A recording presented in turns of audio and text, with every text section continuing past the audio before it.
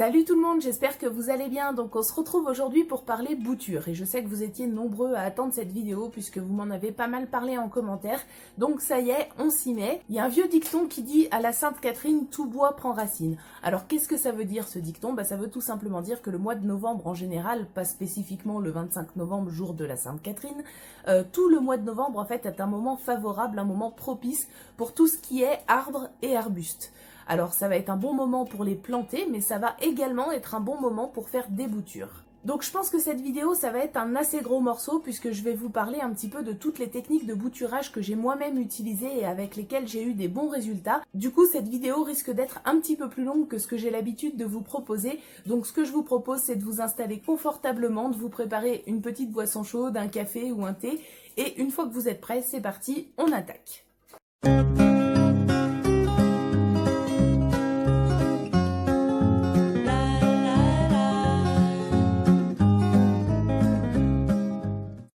Donc la première technique dont je voulais vous parler, c'est celle qui peut sembler la plus facile. On verra par la suite que c'est pas forcément le cas, mais en tout cas c'est la technique que j'utilisais moi quand j'étais petite et que je faisais des boutures avec les plantes d'intérieur de ma mère, et c'est tout simplement la technique du bouturage dans l'eau. Donc le principe est simple, on va tout simplement avec un sécateur propre venir couper une tige saine de 10 à 15 cm sur la plante mère en prenant soin de couper sous un nœud. Alors qu'est-ce que c'est qu'un nœud?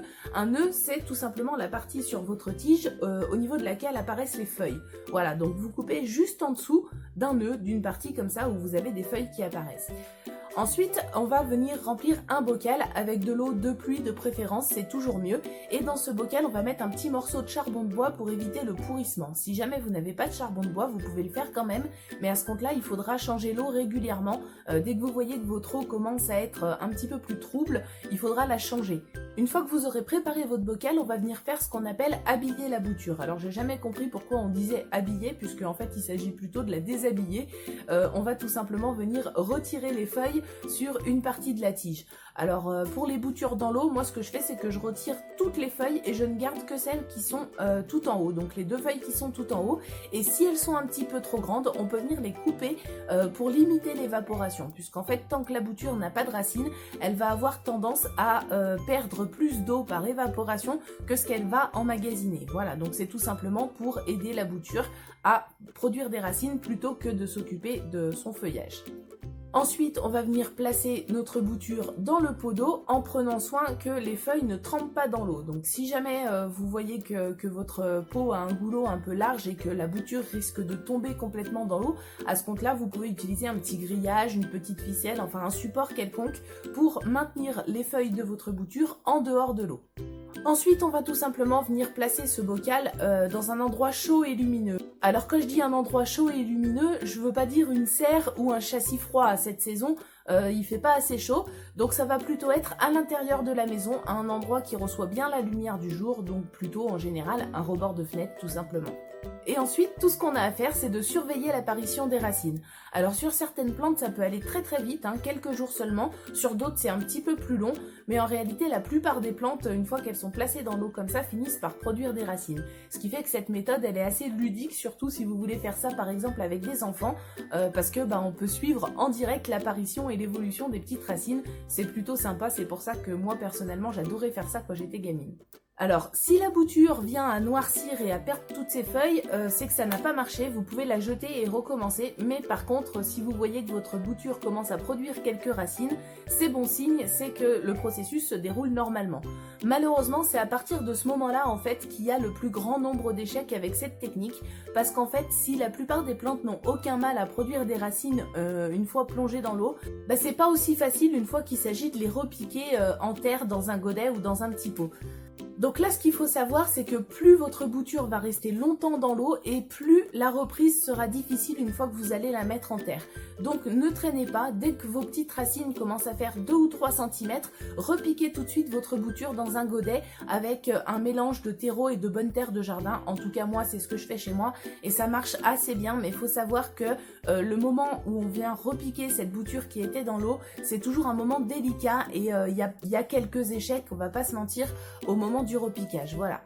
Avec cette technique, personnellement, j'ai obtenu de bons résultats avec le basilic, la menthe, là c'est vraiment très très facile. Les gourmandes tomates, ça marche presque à tous les coups, le chèvrefeuille et également le lierre. Alors là, je pense à une vidéo que j'ai vue il y a pas longtemps, c'est vrai que je n'y ai pas pensé, où ils cherchaient à implanter du lierre sur leur terrain pour faire leur lessive. Il faudra que j'aille leur dire que effectivement le bouturage dans l'eau avec le lierre, c'est quelque chose qui marche bien. Deuxième méthode de bouturage, et qui est d'après moi celle qui donne les meilleurs résultats avec le plus grand nombre de végétaux, c'est ce qu'on appelle la bouture de tige ou éventuellement la bouture de tête quand on la fait avec les parties terminales d'une plante. Alors la saison à laquelle on choisira d'opérer avec cette technique, ça dépend du type de bouture qu'on va faire. Pour les boutures herbacées, ça va être plutôt printemps, début de l'été, donc une bouture herbacée, c'est une bouture dont la tige est encore verte et souple. Pour les boutures semi-ligneuses, on dit aussi qu'elles sont semi-aoûtées, on procédera plutôt à la fin de l'été. Donc les boutures semi-ligneuses, ce sont des tiges qui sont encore un petit peu vertes, mais qui commencent à durcir, qui commencent à se lignifier, tout en restant encore souple. Pour les boutures ligneuses, et là on est en plein dedans, donc les boutures qu'on appelle aoûtées, on va pouvoir procéder pendant tout l'automne. Donc pour ça, on va prélever, comme on l'a fait précédemment, une tige saine de 10 à 15 cm, toujours en coupant sous un nœud, ça change pas. Ensuite, on va venir remplir des godets avec un mélange. Alors bon, quand je travaillais en pépinière, ce qu'on m'a appris, c'est que pour les boutures, on fait un mélange de 50% de sable et 50% de terreau à semis. Et c'est avec ça qu'on remplit les godets dans lesquels on va venir placer les boutures. Pour ma part, j'ai pas de sable à disposition sur mon terrain, donc je fais autrement. Je fais un mélange de bonne terre de jardin ou de terre de taupinière avec un bon terreau, à peu près à part égale. Et c'est avec ça que je viens remplir mes godets pour placer mes boutures. Comme tout à l'heure, on va venir habiller la bouture, ou plus précisément la déshabiller. Je sais, j'insiste, je refais ma bonne blague, mais je comprends toujours pas pourquoi on dit habiller alors qu'il s'agit de retirer les feuilles. Et là, on va retirer les feuilles sur à peu près la moitié de la tige. Donc moi, c'est ce que je fais. Je retire les feuilles sur à peu près la moitié de la tige. Donc ce qu'on voit à l'image, c'est une bouture de lavande. Sachez que la lavande, ça marche à peu près en toute saison. Moi, j'ai fait des boutures de lavande au printemps, en été, à l'automne. Ça a toujours marché, ça marche vraiment très très bien. C'est une plante très facile à bouturer et c'est plutôt une bonne nouvelle puisque la plupart des lavandes vendues dans le commerce ne sont pas de vraies lavandes. Ce sont des hybrides, ce qu'on appelle des lavandins, et donc on ne peut pas les reproduire par semis. Les graines sont stériles, donc du coup c'est vraiment une bonne nouvelle que ces plantes se bouturent aussi facilement. Voilà, donc on va venir retirer, comme je le disais, les feuilles sur à peu près la moitié de la bouture, et la partie sur laquelle on a retiré les feuilles, c'est cette partie-là qu'on va venir ensuite placer dans nos godets.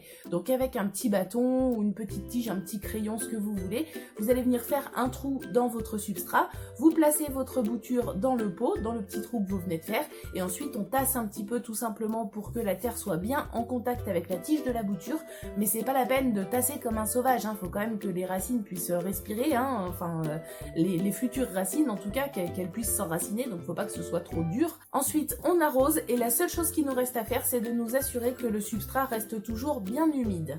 Alors on peut procéder de la même manière, mais en plantant nos boutures directement en pleine terre. Dans ce cas-là, on parle de boutures en place. Pour ça, il faut savoir que ça fonctionne pas avec tous les végétaux, ça fonctionne seulement avec ceux qui se bouturent très facilement. Donc par exemple, alors la lavande, moi je l'ai déjà fait en pleine terre avec la lavande, ça marche très très bien. Le forsythia, qui est un arbuste qui se bouture extrêmement facilement, mais également le sureau. C'est pareil, le sureau, vous prenez une tige, vous la remettez en terre, ça repart, donc là il n'y a pas de souci. Dans ces cas-là, on parle de bouture en place. On peut également placer notre godet qui contient notre bouture sous une petite cloche ou une bouteille coupée ou même un sac plastique. Et dans ce cas-là, on parle de bouture à l'étouffer. Le but de la manœuvre étant de garder un maximum d'humidité autour de la bouture pour faciliter l'enracinement. Pour ma part, j'ai choisi une méthode beaucoup plus simple. Je prends toutes mes boutures et je les place dans un châssis froid. Et ensuite, je les laisse tranquilles jusqu'au printemps. La seule chose que je fais, c'est que je vérifie que le terreau de mes boutures reste toujours bien humide. Avec cette méthode, j'ai obtenu de bons résultats avec pas mal de plantes, notamment la lavande, le romarin, le thym, la mélisse, les gourmandes tomates, mais aussi les groseilliers, les cassissiers, le sureau, etc., etc. Ça va les amis, c'est pas trop long, vous êtes toujours avec nous? Ok, on y retourne, c'est parti.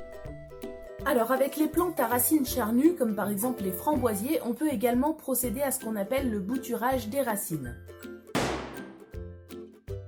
C'est une technique assez simple qui demande pas de soins particuliers. Par contre, évidemment, pour pouvoir le faire, il faut déterrer la plante ou en tout cas au moins dégager en partie les racines de la plante.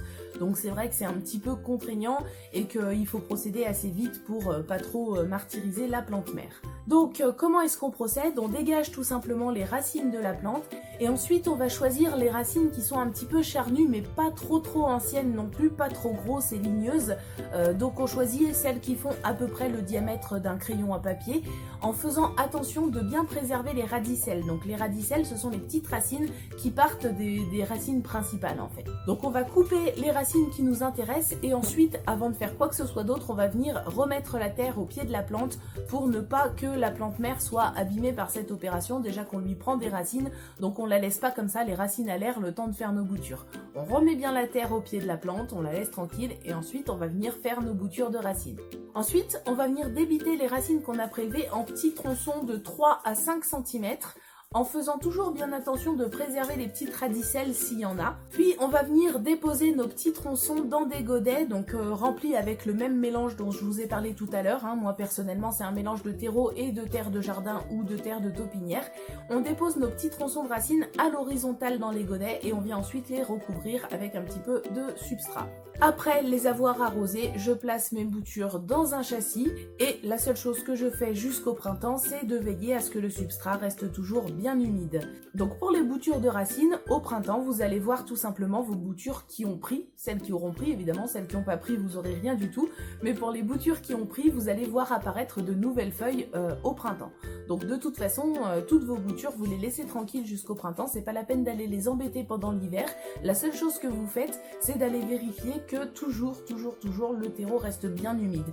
Mais pas détrempé, parce que si c'est détrempé, évidemment, il y a un risque de pourrissement. Alors avec cette technique de bouturage des racines, j'ai eu de bons résultats avec les framboisiers, avec les hémérocalles et également avec les topinambours.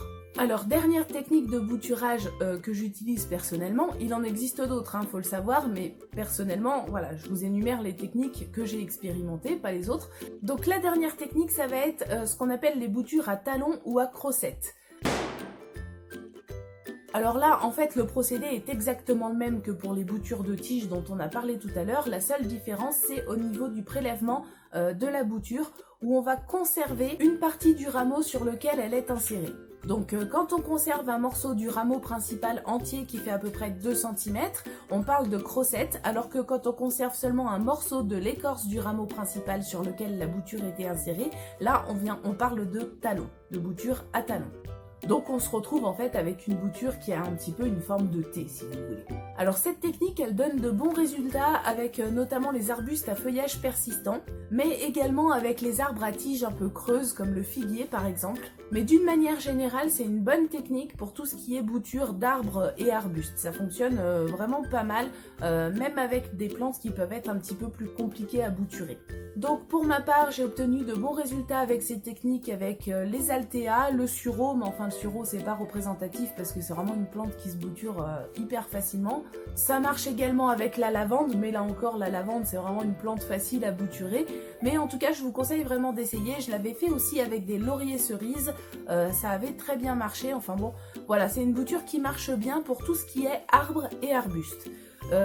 Voilà, je vous ai expliqué comment prélever la bouture, maintenant pour le reste vous procédez exactement comme on l'a vu un petit peu plus tôt dans la vidéo. Voilà, donc j'espère que cette petite vidéo vous aura plu et vous aura permis de comprendre un petit peu quelle technique de bouturage vous pouvez utiliser en fonction de la saison et en fonction des plantes que vous voulez bouturer. Vous pouvez retrouver toutes les explications dans l'article qui est sur le blog, je vous mets le lien dans la description et je vais voir si je peux pas vous le mettre quelque part par là aussi. Et bien sûr, j'espère que cette vidéo vous a plu. Si vous avez aimé cette vidéo, n'hésitez pas à vous abonner, à la partager ou encore à liker, ça coûte rien et ça fait toujours plaisir. Vous pouvez également découvrir notre projet apicole et notre association sur notre page Tipeee. Et en attendant la prochaine vidéo, je vous dis à très bientôt. Bye bye!